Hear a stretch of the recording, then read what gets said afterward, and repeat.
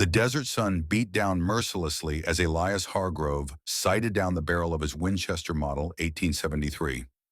300 yards away, three men huddled around a campfire, laughing over stolen whiskey. His stolen horses tethered nearby. The rifle felt like an extension of his arm, familiar, deadly. He controlled his breathing just as he'd been taught in the 10th Illinois Infantry, 12 years and a lifetime ago. One squeeze of the trigger, one man down. The remaining thieves scrambled for cover. Too late. Two more shots in rapid succession, two more bodies in the dust. Not a single round wasted. Elias approached cautiously, Springfield training still guiding his movements after all these years. The Colt's single-action Army revolver, his constant companion since '65, remained ready in his right hand. Each dead man received a final inspection. Professional, thorough, detached. He recovered his horses, two already showing signs of mistreatment. The third, a sturdy chestnut gelding he called Sergeant, snorted in recognition. His weathered hand, calloused from years of riding and fighting, patted the animal's neck. "Got him back, old friend," he muttered, voice rough from disuse. At 40, Elias bore the marks of hard living etched into his face. Deep lines surrounded gray eyes that had seen too much. His beard, untrimmed and streaked with gray, couldn't hide the permanent set of his jaw. The war between the states had ended 12 years prior, but men like Elias carried it with them, a phantom limb that still ached. 2 days later, the unforgiving landscape had claimed two of his recovered horses. One broke a leg in a hidden prairie dog hole. The other succumbed to dehydration, likely damaged by the thieves' rough treatment. Elias now walked beside Sergeant, conserving the animal's strength in the blistering heat. His possessions reduced to a Springfield rifle, the Colt, 40 rounds of ammunition, a canteen half empty, and dried beef that would last another day at most. The silence of the desert suited him. Words brought memories. Memories brought screams. The screams of women and children that had haunted him since that blood-soaked dawn in Arizona Territory, 1870. Back when he still wore blue. Back when he still followed orders.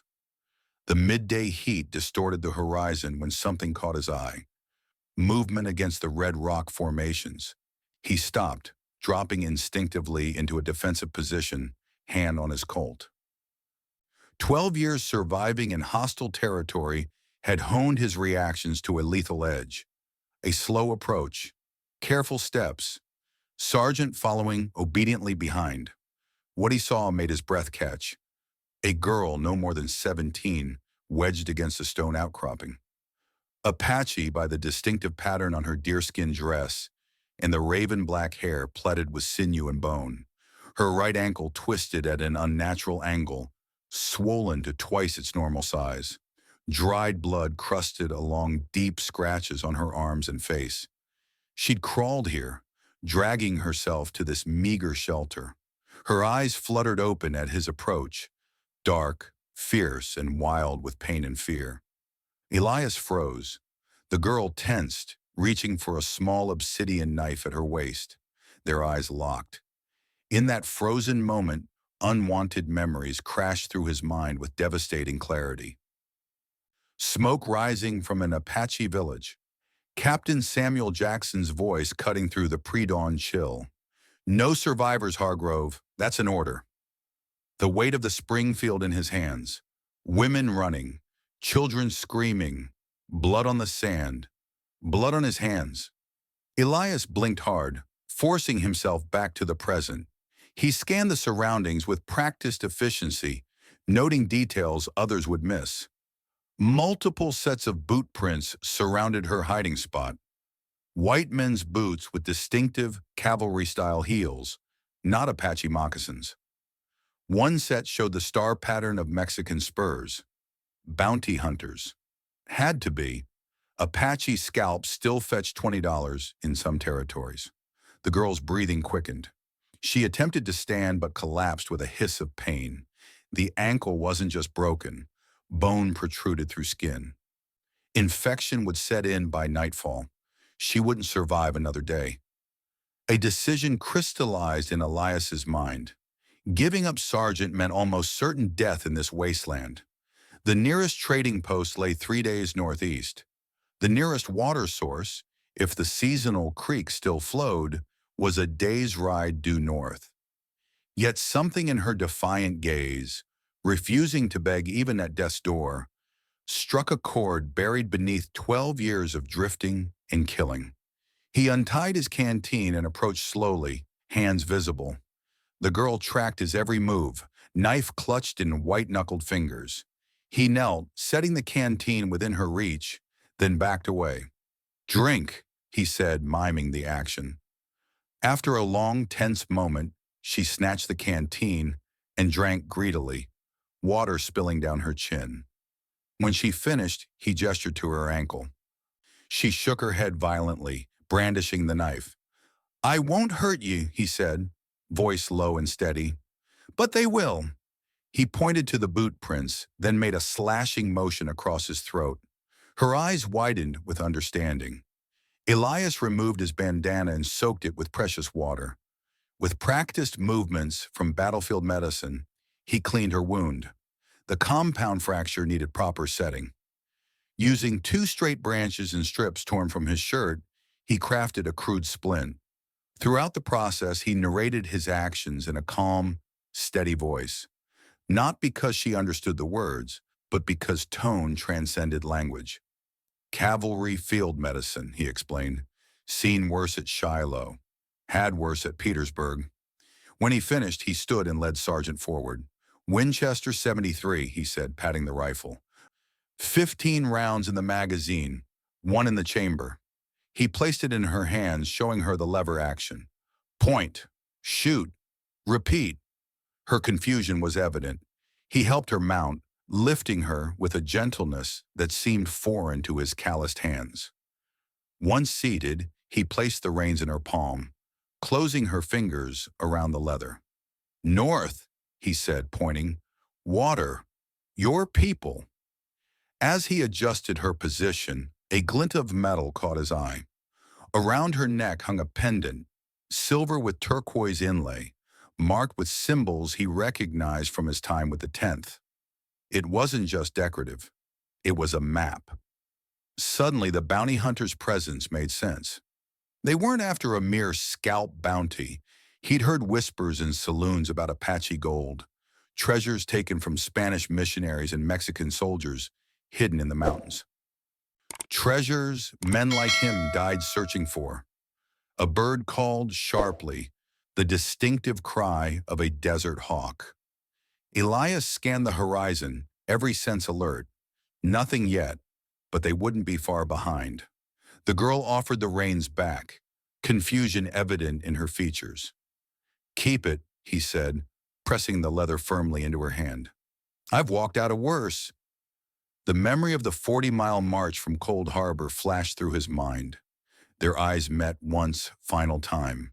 In hers, he saw something unexpected, not just fear or suspicion, but a question. Why would an enemy save her? Elias had no answer, even for himself. He slapped Sergeant's flank, sending the horse trotting away. The girl clung to the saddle, looking back once before disappearing around a bend in the canyon. Elias checked his Colt, 6 rounds in the cylinder, 12 more in his belt. Against a party of bounty hunters, poor odds, but he'd faced worse at Antietam with nothing but a bayonet and raw determination. He'd covered less than a mile when he heard it, the thunder of approaching horses. Too many, moving too fast. He slipped into a narrow crevice in the rock face, weapon ready. 6 riders came into view, slowing at the spot where he'd found the girl. They dismounted to study the ground. Their leader knelt, examining the tracks with expert precision, then stood and pointed north, the direction the girl had fled. Elias felt his blood freeze as recognition struck him. That silhouette, that stance, the way he gestured with his right hand while his left rested on his sidearm. Captain Samuel Jackson, 12 years older, with a silver-streaked beard and bounty hunter's duster instead of Union blue, but unmistakable. "Find her," Jackson's voice carried on the dry air. "That pendant is our map to the cache. 5,000 in Apache gold, boys." Elias's grip tightened on his Colt. Of all the men in all the territories, fate had delivered the one whose orders had turned him into a murderer of women and children. The man who'd stood by while Elias's soul was stained beyond redemption.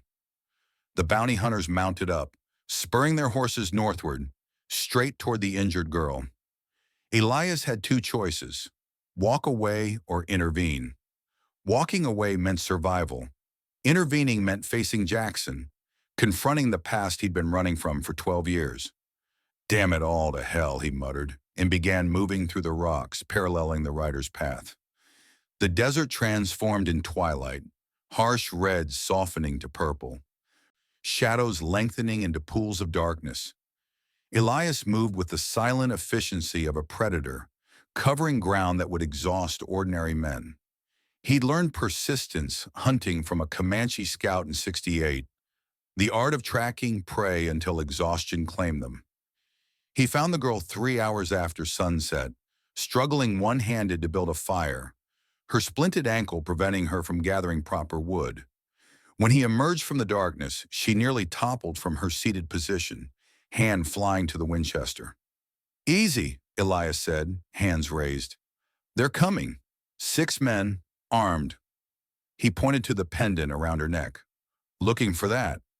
She clutched it protectively, eyes narrowing with suspicion. "Nalin," she said suddenly, touching her chest. "Nalin," Elias repeated, then pointed to himself. Elias. Using broken Apache words he'd picked up years ago and universal hand signals, he conveyed his plan. Jackson and his men would arrive by morning. They needed to prepare. Working methodically, Elias constructed defensive positions, utilizing the natural rock formations. He scattered caltrops fashioned from mesquite thorns along the most likely approach routes. From his belt sheath, he produced a Bowie knife, the blade worn from years of use but meticulously maintained. He used it to sharpen branches into deadly stakes. "First Illinois Volunteer Infantry," he explained as he worked, knowing she couldn't understand but finding the words strangely comforting. "Saw my first action at Fort Donelson. Survived Shiloh. By the time we reached Vicksburg, half my company was gone." Nalin watched him, eyes reflecting the small fire he'd permitted. Occasionally, she attempted simple English words, pointing to objects: fire, gun, horse.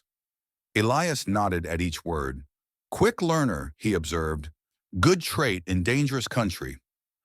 As the night deepened, he outlined his strategy using small stones to represent the bounty hunters and their likely approach. Nalin grasped the tactical situation with surprising speed, suggesting modifications by rearranging the stones. "You fought before," Elias noted with approval. She nodded gravely, then touched the pendant around her neck. With deliberate movements, she traced lines in the dirt, then pointed north and made a digging motion. "Treasure," Elias said. "That's what Jackson wants." Her eyes widened at Jackson's name. She recognized it. "How do you know Jackson?" Elias asked, a cold suspicion forming. Nalin touched her dress, then gestured to an invisible larger shape around her, then slashed her hand across her throat. "Your village," Elias whispered. "He killed your people." She nodded, eyes reflecting firelight and memories equally painful. The realization hit Elias like physical blow. The village, her village, the same one from his nightmares. This girl had survived the massacre he'd participated in. By some twisted cosmic joke, fate had brought them together. He should tell her, confess. But the words wouldn't come. Instead, he checked his Colt one final time and settled against a rock, prepared for a night watch. "Sleep," he told Nalin. "Tomorrow will come too soon." Dawn was still an hour away when they heard it, horses approaching cautiously. Elias touched Nalan's shoulder, signaling her to remain still. Two riders appeared at the edge of their vision, advancing slowly through the rocks. Elias raised his Colt, sighting down the short barrel. The first shot took the lead rider in the chest, a killing shot. The second rider reached for his weapon but never cleared leather. Elias's second bullet caught him in the throat. The distinctive reports echoed across the canyon, announcing their position to the remaining hunters. "Move!" Elias hissed, helping Nalan onto Sergeant. They rode hard into the shadows of pre-dawn, leaving the dead men as a message for Jackson. By mid-morning, they'd reached a narrow canyon with a small spring, a place familiar to Elias from previous travels. Defensible, with water, their best chance. As Naleen drank from the spring, Elias checked the Winchester. He worked the lever action, ensuring smooth operation, then counted his remaining ammunition. 14 rounds for the rifle, 4 in the Colt. 6 shots, he explained to Nalan, who watched with interest. 6 shots, 6 men. If your aim is true, he demonstrated the proper stance, how to brace against the rifle's recoil.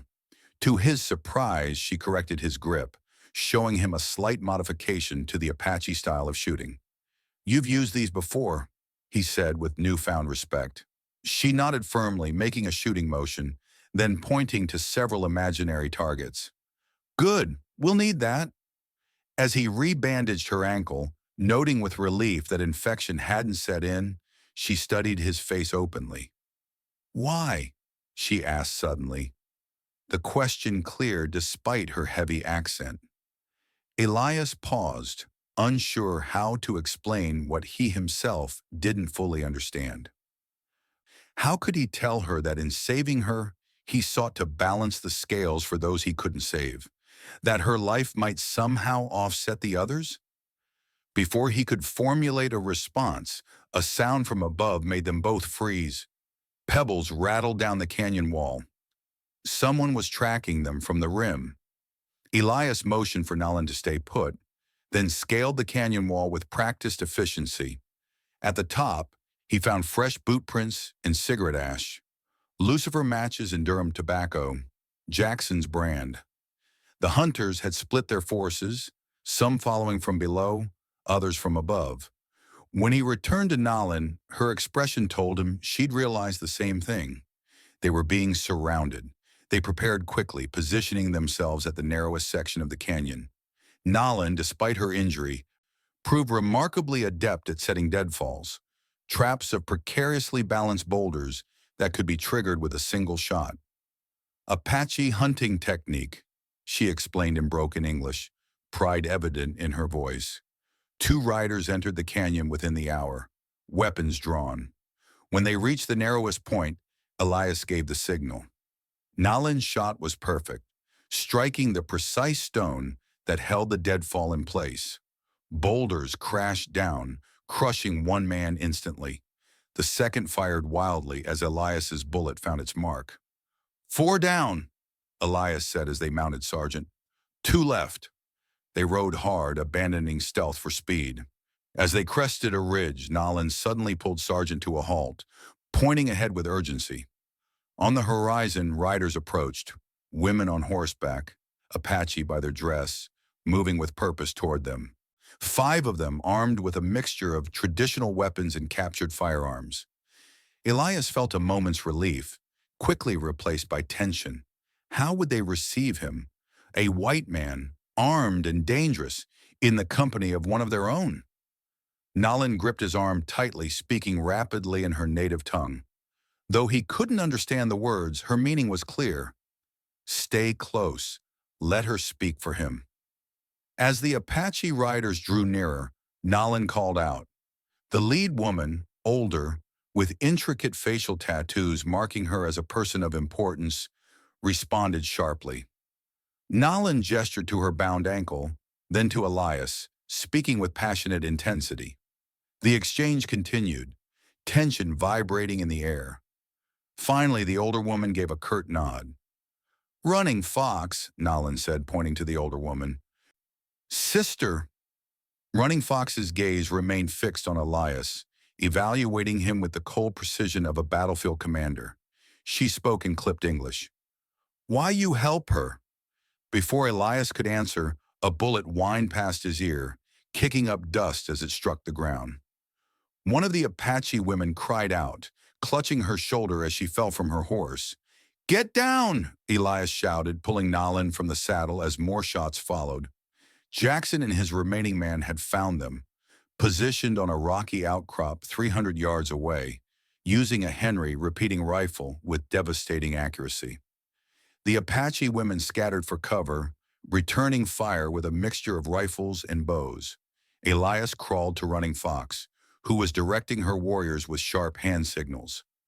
"I know these men," he said. "The leader and I have history." "What history?" she demanded. Elias hesitated, then decided on the truth. "War history. Your village. 3 summers ago." Understanding darkened her expression. "You were there?" "Yes." No excuses. No justifications. She studied him, calculation evident in her eyes. "Yet you helped Nalin, trying to balance the scales." It was the closest he could come to explaining. Running Fox's jaw tightened. No balance for such things. But after a moment, she nodded once. "Today we fight together. Tomorrow—" She left the threat unspoken. Elias outlined a plan quickly. The Apache women would provide covering fire while he circled behind the outcrop. Jackson wouldn't expect a frontal assault from a single man. As he prepared to move out, Nalin caught his arm. She removed the pendant from around her neck and pressed it into his palm. "Why?" he asked, echoing her earlier question. "For my people," she replied in halting English. "Not for him." The sun was setting as Elias began his climb up the backside of the outcrop, Colt in hand.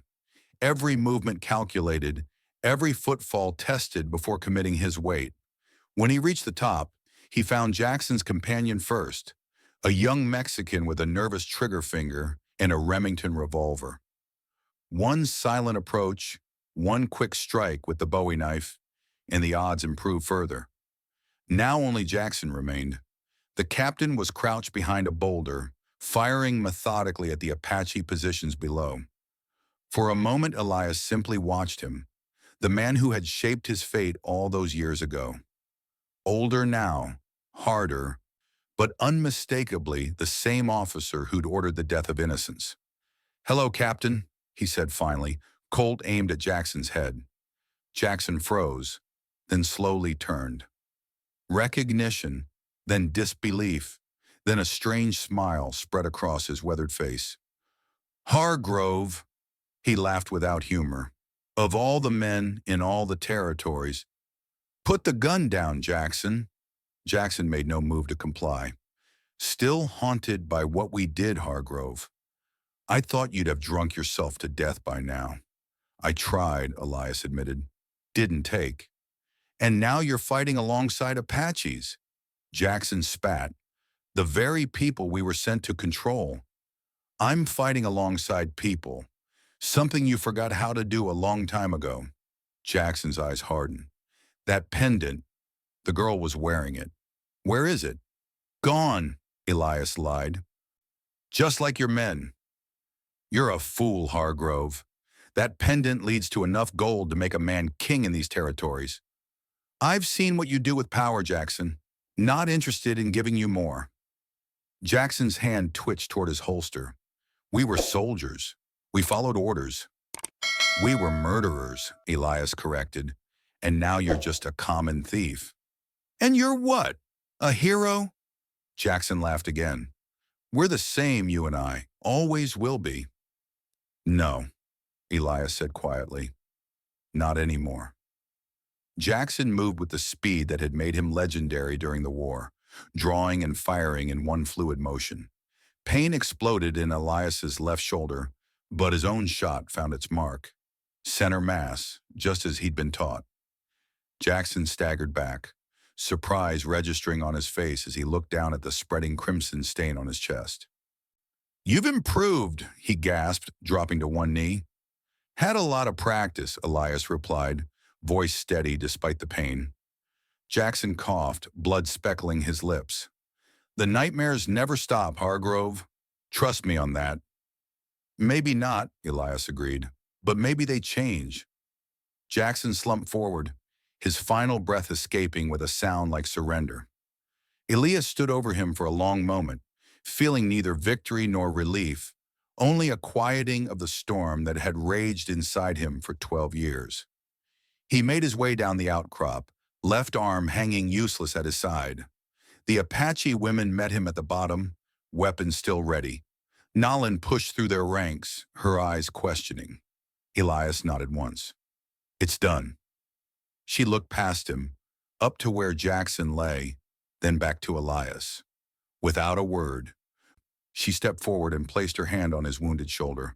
The gesture was clear to all watching. This man was under her protection now. Running Fox approached, her expression unreadable. You kill your own kind for us. Why? Elias reached inside his shirt with his good hand and withdrew the pendant. He offered it to Running Fox. Not for gold, he said simply. For her, for them. He gestured to the dead bounty hunters. And for those who can't be brought back. Running Fox accepted the pendant, studying Elias with new understanding. She spoke to the other women in their language, and the tension in the air eased slightly. Your blood debt, she said finally, it begins to be paid, but never finished. I know, Elias replied. Nalin helped him onto Sergeant, her touch gentle despite her own injury. As they prepared to depart, Running Fox moved her mount alongside his. Our camp is 2 days north, she said. Your wounds will be tended. It wasn't an invitation so much as a statement of fact. Then we will see what remains between us. Elias nodded, suddenly exhausted. The adrenaline was fading, leaving only pain and a strange sense of lightness. As they rode north under a sky ablaze with stars, Elias felt something he hadn't experienced since before the war. The possibility of belonging somewhere, of being more than a drifter haunted by ghosts. Nalin rode beside him, her ankle healing but still wrapped in his makeshift splint. In her eyes, he no longer saw fear or suspicion, but something that might, with time, become trust. Debt paid? She asked quietly. Elias considered the question. Had one act of decency balanced the scales against his many sins? No. But it was a beginning. No, he replied honestly. Not yet, but I'm working on it. She nodded as if this was the answer she had expected, perhaps even hoped for. Then you stay. It wasn't a question, but Elias answered anyway. Yes, he said, I stay. In the Apache camp, nestled between protective mesas, dawn revealed a community preparing for movement. Horses were being loaded, shelters dismantled, children gathered. Scouts had returned in the night with disturbing news. Bluecoats on the move, cavalry units pushing into territories promised to remain untouched. The peace that had held for 2 seasons was unraveling.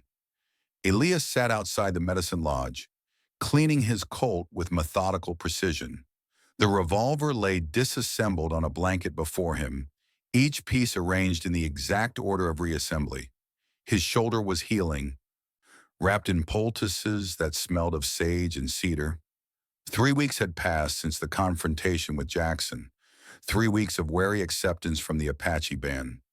He remained an outsider, but no longer an enemy. He'd proven his worth by teaching them cavalry tactics, showing them how soldiers thought and moved, knowledge that might keep them alive in the coming conflict. Nalin approached, her limp now barely noticeable. In the time since their first encounter, she'd become his interpreter, bridge, and, in moments of honesty, the closest thing to a friend he'd had since the war. Council meets, she said, her English improving daily. Speak of fighting. Elias nodded, reassembling the revolver with practiced hands. The weapon clicked together, familiar and deadly once more. Scouts saw soldiers, he asked. Many, moving north. Looking. She sat beside him, watching his hands work. Running Fox says you know their ways. I was one of them, Elias admitted. A lifetime ago. Nalin studied him openly. In the weeks since their escape, she'd pieced together the truth about his role in her village's destruction. She'd confronted him one night, knife in hand, tears streaming down her face as she demanded the truth. He'd given it, unflinching, expected death, deserved it. Instead, she'd asked why he'd saved her. He still had no adequate answer. My people talk of leaving, she said now, moving to mountains. Running Fox says fight. Fighting rarely solves anything, Elias replied, though the irony of the statement, coming from him, was not lost on either of them. Sometimes, Nalin replied, it is the only way. Elias looked toward the council lodge, then out across the camp where life continued, children playing, women working, men preparing for hunts or war. A life he had never known, never thought he deserved. If that time comes, he said, checking the Colt's action with a final click, I'll stand with you. Nalin smiled then, a rare sight that transformed her solemn face. I know, she said simply. That is why the debt begins to be paid. As the sun climbed higher, casting long shadows across the desert floor, Elias felt the weight of his past grow just a little lighter. The last shot he'd fired had not been for vengeance or survival, but for protection, for something worth fighting for. That, perhaps, was the beginning of redemption. Not forgiveness, some sins lay beyond that grace, but purpose, a reason to live that extended beyond mere survival. A chance to use the skills forged in blood for something better than more bloodshed. Running Fox emerged from the council lodge, her face set in grim determination. The decision had been made. They would not flee. She approached Elias directly, dispensing with the usual distance she maintained. You once fought against my people, she said without preamble.